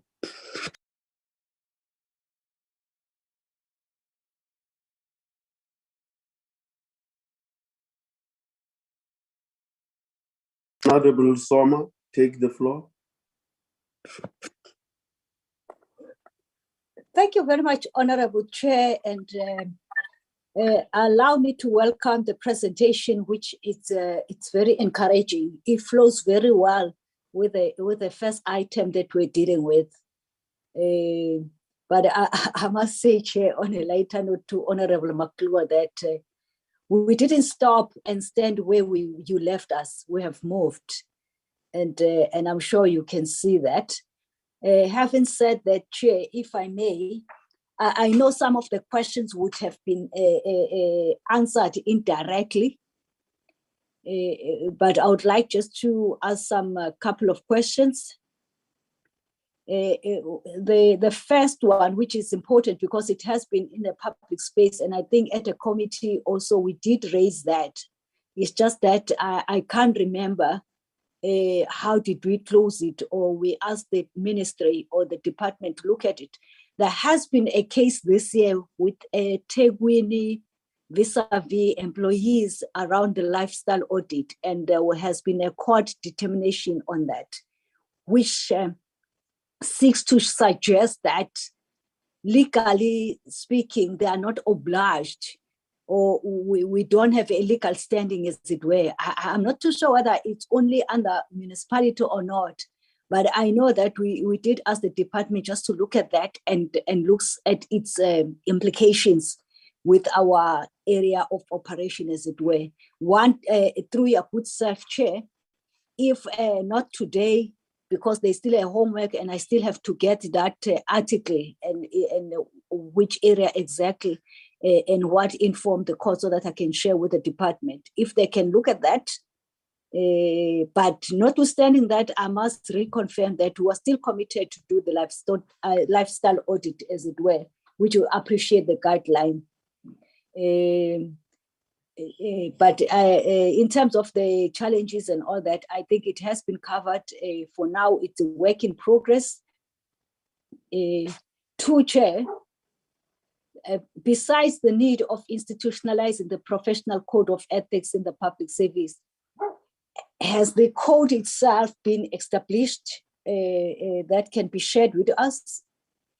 Thirdly, Chair, are the employees appointed as, you will recall before I even finish my sentence here or my thought on this one, which is the third question, Chair, is that we are also eager, waiting for us to oversight in our area of operation as the portfolio committee on the SOEs and other government entities, as it were. So my question will be being mindful that we are not quiet yet there. That do we then, are the employees appointed as board members to entities, only those two that represent the specific executive authority in their capacity as shareholders in government entities, or employees appointed in their private capacity and not representing government?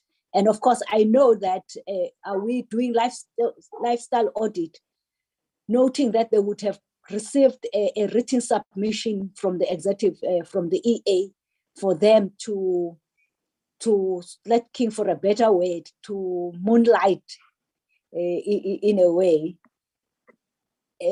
because in the latter case is their main employment not affected then, and I'm sure that the EAs would have checked that and make sure that there's a very clear close performance monitoring, as it were. But in terms of this ethics, I think is something needs to be responded to say what are the checks and balances on ensuring that people that don't end up asking their subordinates to do what they are getting paid in government, and they focus on the other side executive functions as members of board and so forth. The fourth one, Chair, what will be the strategy, or what is strategies in place to ensure full compliance with the financial disclosure over the medium term, which you may link it with the example that I made with the eThekwini municipality court case that we may borrow from. Sixth one, Chair, has anyone among employees subjected to disciplinary procedures by the unit thus far? And the case is referred to the law enforcement. I would not necessarily say SAPs, but I would say law enforcement agencies for criminal procedure being terminated, or recovery of monies involved in such cases, as it were. Around the ethics officers, how many ethics officers are appointed per department, or does it depend on the size of the department, as it were? Because there's a bigger area that we need to cover in this space, Chair, and I'm raising that question around that. After this, Chair, so that I can pre-book myself on this one, after we have concluded this one, I would like to raise and make some suggestions based on the first presentation that we received from the Northwest. Thank you very much, Chair, for the opportunity.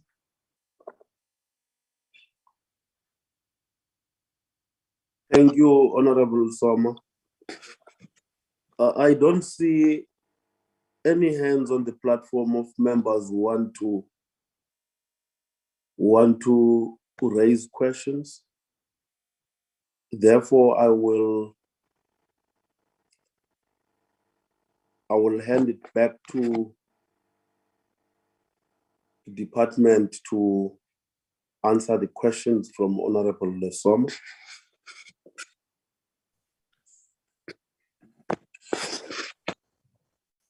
Thank you, Honorable Chair.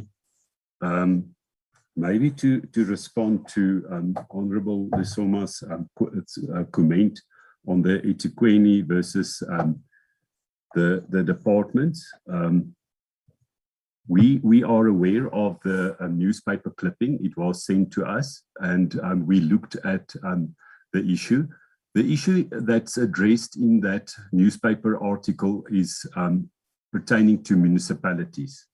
And in terms of the municipalities, I'm not aware of any legislation that allows lifestyle audits. But in terms of national and provincial departments, we do have legislation. It's in the regulations, public service regulations. Regulation 22 provides that the HOD can, through its risk management process, introduce lifestyle audits. And that is also very in line with POPIA, where Section 2AI of POPIA gives effect to Section 36 of the Constitution to provide that the right to protection of personal information is subject to justifiable limitations. And then Section 61C2 provides that the POPIA is not applicable in instances where personal information is required by a public body for the purposes of the detection, prevention, investigation, and prosecution of criminal offences and so forth. So we did look at the issue of the legality of lifestyle audits. And in terms of the public service regulations, the guide that we've developed, it's a legal process. It's a tool to assess wrongdoing. And in that sense, we're going to look now at the municipal level to see whether there's information or legislation that will also allow lifestyle audits in the municipalities. But for national and provincial, it's definitely allowed. Then, Honourable Lesoma, in terms of the code, if the code of conduct was established, in terms of the Public Service Regulation, Chapter 2, there is the code of conduct for public servants. The whole of Chapter 2 in 2016 Public Service Regulations. I can share that with the Portfolio Committee. It was reviewed in 2016 and we're already busy reviewing it again because of technology. There's a lot of loopholes still around the use of media and like Facebook and Twitter and that is still not covered in the Code of Conduct. Then also regarding employees appointed as board members, in terms of Regulation 13C, members of the public service are allowed to be board members if they are representing government, but not if they're representing themselves or their own benefits. If they do it in that way, then they need to request permission to do other remunerative work. But then the provision is that they are not allowed to conduct business then with the state, that entity that they sit on the board, because that would be then a criminal offence. The strategies that we have in place to make sure that there's full adherence, especially for MMS members, to the financial disclosures. It took almost 7 years for senior management to move from a very low level of compliance to 96, 97%. And with the MMS, we're already in the second year and we are standing at 60%, which is quite good, but still not what it should be. So the focus of us would be to identify those departments that's struggling, that has very low MMS level compliance, and then to engage on a one-on-one basis and to then provide them with the necessary skills to comply, but also to address it through compliance programs in the departments and advocacy and awareness. The disciplinary procedures, the DPSA, so far, this unit has not been involved in any disciplinary proceedings against other departments or units. We have availed some members of our pool to become presiding officers, but we have not been involved in taking over the disciplinary proceedings of other departments.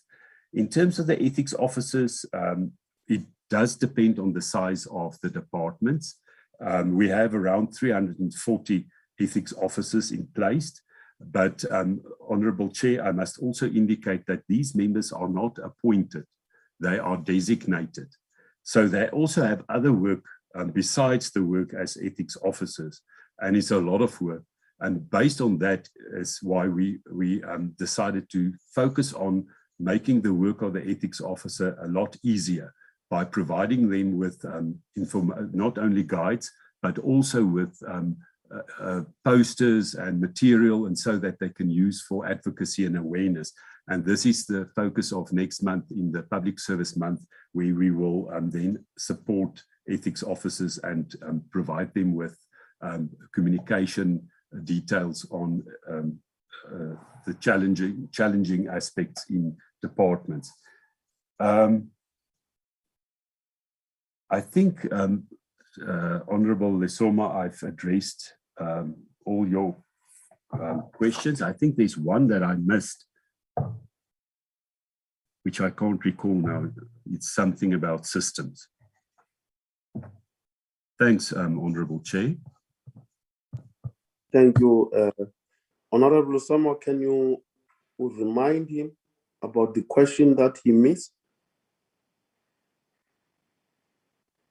About systems.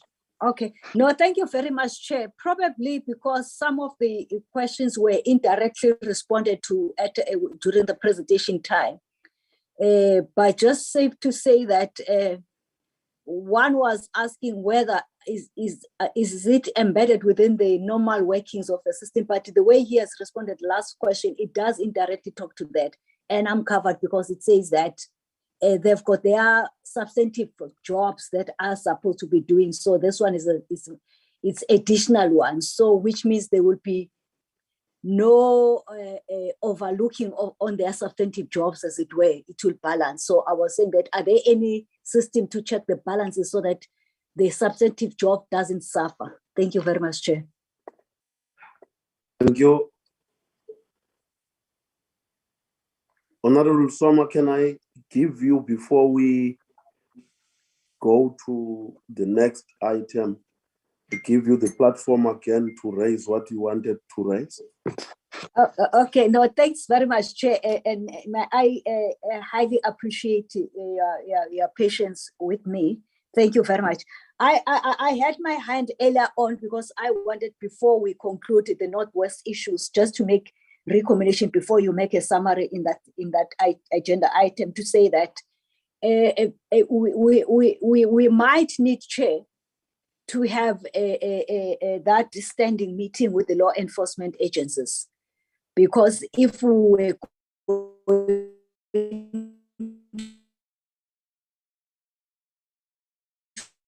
to follow immediately thereafter, after we engage, had raised would not have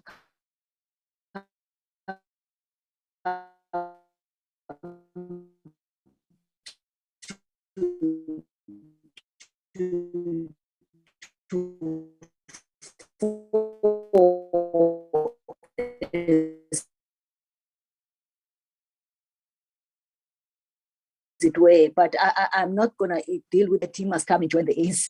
I deployed or being members of the legislature in any provinces that we might be engaging in the near future, that when we invite the Premier's officers, probably we might also look at the idea, whether is it not ideal also to have a joint portfolio committee of the legislature and the province, so that we can cross-check the information, not saying that we are suggesting that the Premier's office and the departments at a provincial level might mislead us deliberately so, but I think probably it might work that way, because not all committees, provinces are represented in this committee. So we might not necessarily rely on ourselves as members here that we will cross-check the information and then raise those issues.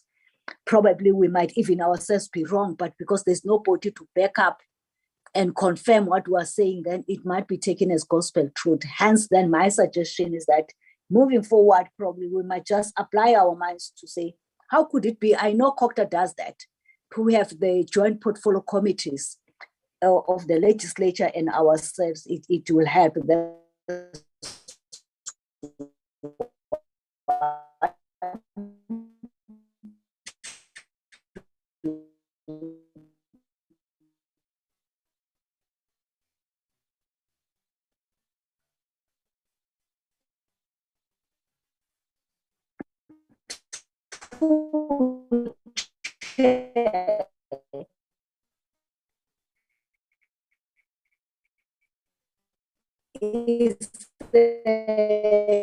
If you recall, thanks to our mission, tend to have a present. That's my essence of section 100 instead of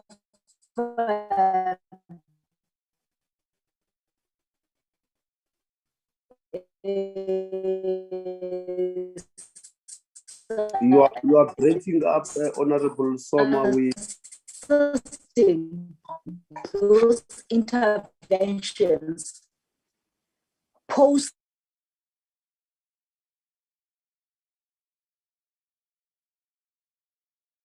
the picture or the performance of a government at a provincial level or of a department be worse off after we have put the administrator and also subjected the province or the department to section 100 as it were. I know that it mainly is under COCTA, but our departments, I think even NCOP does deal with that, but precisely because we oversight on DPME work also, it might be of benefit to us so that we can suggest what mitigating factors, whether it's because of the laws, but I doubt, and where does it go wrong is the issue of training, then NSG can fit in there, Chair. Thank you very much, Chair, for the opportunity.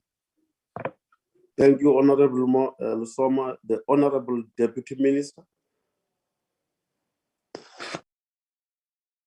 Thank you, Chairperson. Mine is just closing remarks to say that what we actually working towards is to actually manage to successfully, as a country, as a government, deal successfully with corruption.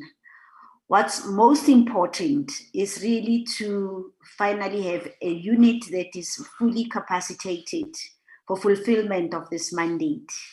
The work that they've got to do is a lot, beginning with the training, awareness of managers, and also just mainstreaming of this mandate across government. But also it's not just mainstreaming, it's about also developing tools that are going to actually manage to be utilized for monitoring.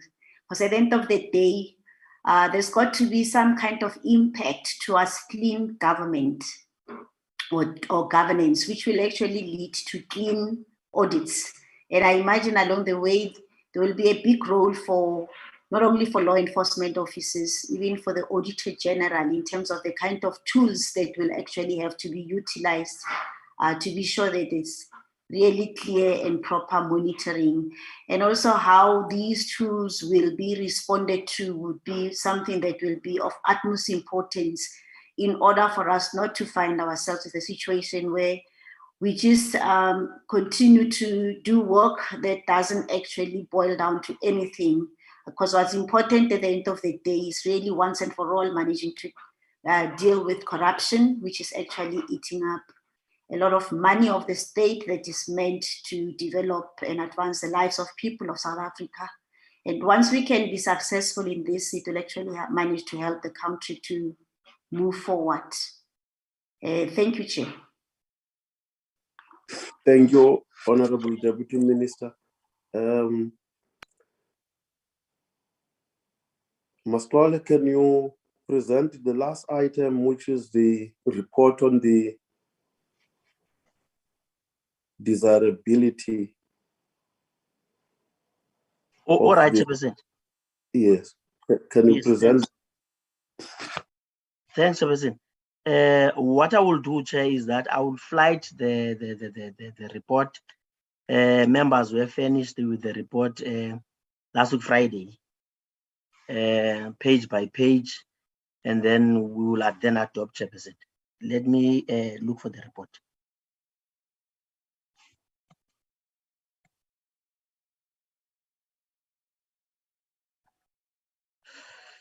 Okay. Okay.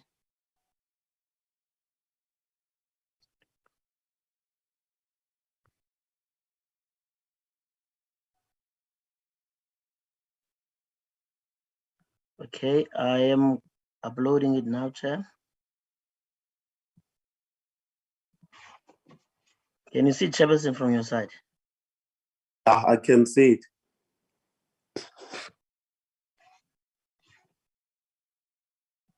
Like I said, Chairperson, the report was sent to members last week, and this is just a standard template indicating that the bill was received to the committee, and then subsequently a thorough process was followed in dealing with the bill up until our last meeting, Chairperson, where the committee felt that the bill was not desired. I'm on page 1, Chairperson. Basically the introduction. This is the attendance register of the last meeting, Chairperson. And then I'll move to page 2, Chair, which roughly has also just objective, Chairperson, of the bill and the presentation which was done by Honorable Kruger. Then on page 3, where we allowed the presidency to come in and present as well. And then we also allowed on page 4 the oral submissions to present as well, Chairperson. And then on the last day, Chairperson, the committee deliberated. That's on page 4 still, Chairperson, and on page 5. And then continue to page 6, Chairperson, where the motion of desirability on the bill, Chairperson. Thanks, Chairperson, over to you. Thank you. Can members now indicate by show of hands the adoption of this report?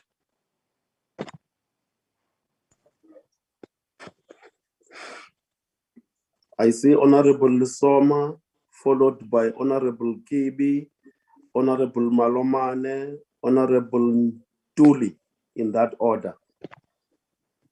Thank you very much, Honorable Chair, and thanks, Mercy, for taking us through in terms of the spirit of the report. Before we move for the adoption, Chair, if I may, on point 8, the last second last line, I'll read it, Chair. Furthermore, the bill objects seek to address red tape experienced by small businesses. I'm not too sure whether it should be one business or small businesses. I would suggest that because there are many which could be addressed by the relevant committee. I hope it does make an English sense in terms of it's just a minor amendment, Chair, to that line. Thank you very much. I'll allow other colleagues then to speak to other issues. Thanks very much, Chair. Thank you, Honorable Soma. Honorable Kibi. Thank you, Honorable Chair. And now I move for the adoption of the report with the corrections from Honorable Soma. Thanks, Chair.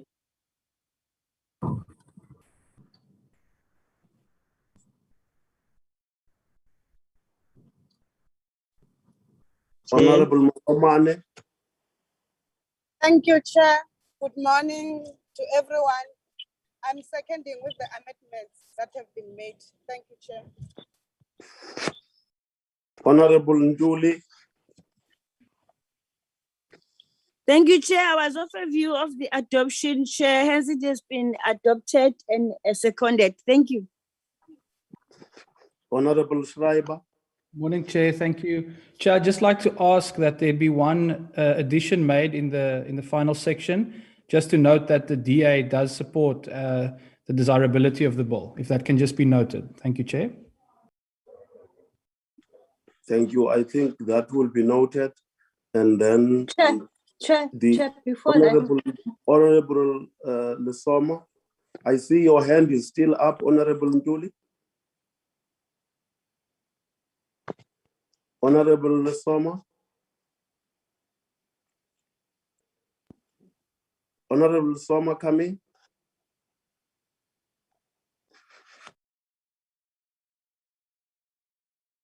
Honorable Lesoma.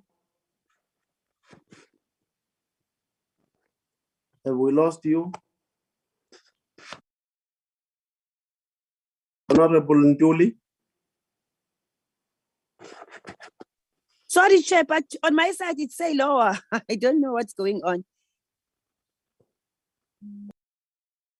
Honorable Lesoma, come back.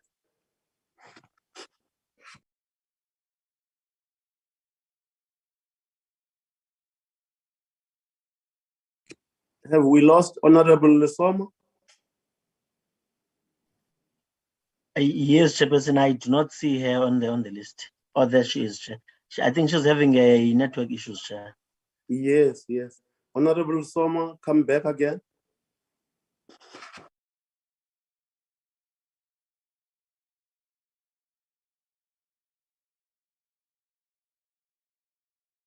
These are the difficulties of having meetings. Chairperson, can the host, Yes. can the host re-accept her? Can the host, Chair, through you, can the host re-accept her? I think the host is trying to do that. Do that, Mascole, whoever is hosting. Ms. Lesoma is back, Chair. Thank you. Honorable Soma, take the floor. Okay, my apology, Chair. It's beyond my control. I really apologize for that. I was suggesting, Chair, having listened to Honorable Striper's edition, is that I'm not too sure whether that is going to be captured, that the DA or reserve it's right, or is going to be included there, because I think that it's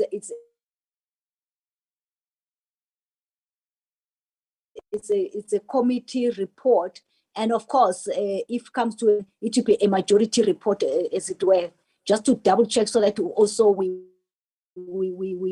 comply with the protocol of writing such reports as well.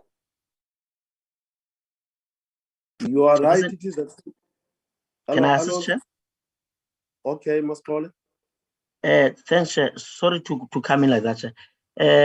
Dr. Khreiba's comments will be captured in the minutes of today, Chairperson. However, the report will remain as it is. To say that the committee decided that the bill is undesirable, Chair. Thank you, Chair. Yes, that's my understanding. That's my understanding. I see Honorable Schreiber wants to come back again. Thanks, Chair. I'd just like to confirm this here, because the report could easily state that the majority view of the committee is that the bill is undesirable, while still noting the minority position. That is standard practice in many of the other, in fact, in all of the other reports that this committee submits. So I don't see why there can't just be this space made available. I don't appreciate the idea that the voices of minority views or dissenting views are somehow being muzzled here by what Honorable Lesoma said. It's a very simple thing. The DA has a view that differs from the rest of the committee, and it can be captured as such without changing the decision by the committee. Chair, Honorable Nduli. Thank you, Chair. Chair, I think in simple terms, we are saying here, that was the presentation of the report of the deliberations of the committee. we are not deliberating today. That is the report of what we did. But I think Mascole is quite correct to say the minutes of today will reflect what Honorable Schreiber has alluded to. Thank you, Chair. You are correct, Honorable Ntuli. The minutes will reflect that, but overall, the report is adopted by the committee.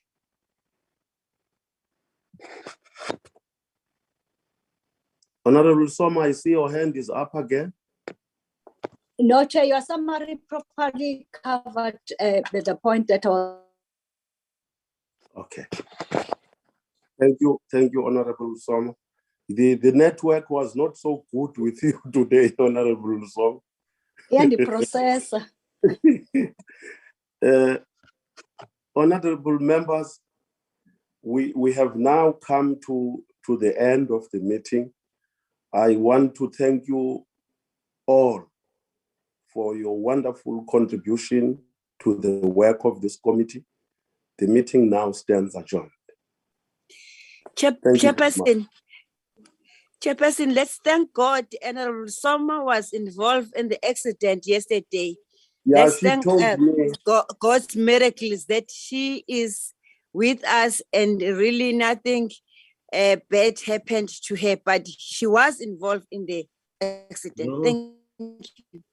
Yeah, she told me, man, I forgot, maybe I'm getting old, I don't know. She told me in the discussions this morning, Honorable Soma, I should have put that to the meeting. We are happy though that you escaped that accident unscathed. We are happy for that. Thank you very much. Thank you, Chair. Thanks God for your protection. Yeah. Thank you very much. Now the meeting stands again. Thank you. Bye-bye. Thank you very much. Bye. Thank you.